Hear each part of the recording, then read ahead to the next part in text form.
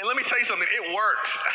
I can't tell. I started reading early writings from Ellen White just based on those statements from my mom.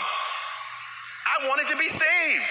I was afraid that if Jesus came and heard some of the music I was listening to, that I would be cut off. So I wanted to make sure that I was always right. Isn't that what we say when we talk about get ready? People say that, get ready for Jesus. What do you think?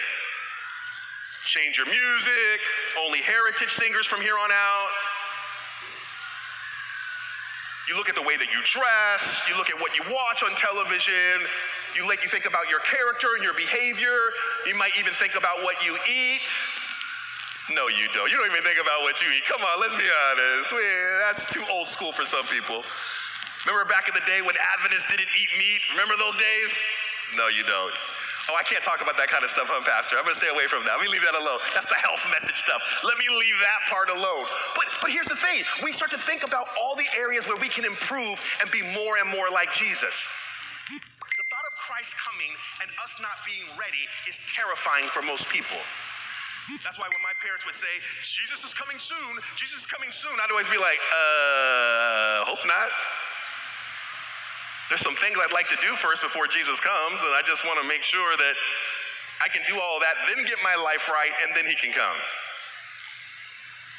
But there was an occasion where my mom very often always wanted to make it appear like our home was always the cleanest, right? Always wanted to make sure things were in order. And back in the day before the advent of cell phones, the only way you knew somebody was going to drop in unannounced is if they dropped in unannounced. They didn't text you and say, hey, I'm around the corner. So I remember one time, my auntie came by to visit, knocked on the door. My mom looked out the peephole and saw my auntie, and she turned around and said, boys, boys, boys. And we knew exactly what to do. Me and my two brothers ran through the house, closing all the bedroom doors. We started picking up stuff off the floor to make sure that the carpet looked like it had been vacuumed. We went into the kitchen with a pillowcase, took all the dirty dishes in the sink, put it in the pillowcase, tied it up, and threw it in the closet.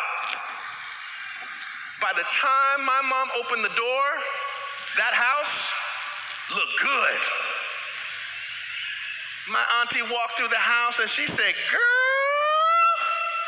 you sure do keep a clean house. And my mama said, girl, you know me. How you doing, boys?